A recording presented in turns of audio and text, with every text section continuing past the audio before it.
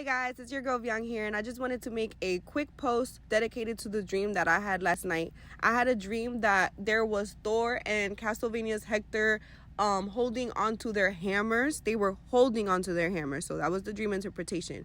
So Thor's hammer, for instance, is a symbol of courage and determination. He uses it to fight monsters and giants and gods, and protect gods as well and humans. It's a symbol for breaking through obstacles and bringing about transformation, and it could also be associated with fertility. On the other hand, we have Castlevania's Hector's hammer.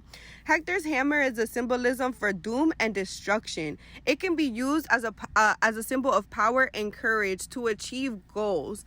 It's basically infused with elemental powers of fire, ice, and lightning.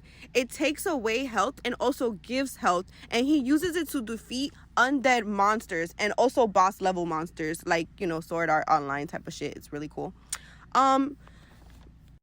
Okay, so when we talk about the symbolism of this dream, it basically talks about success. It talks about the power to succeed, and that you're being given chances that you have to take to succeed, and that you have to follow these steps to achieve this success. And no matter what choice you're basically making in life, you will keep on striving for the success, and you will keep on accomplishing this success. So it's basically a card basically telling you that you have the inner strength to prove your accomplishments and prove your value and your potential, and to keep on generating the success needed to advance in life.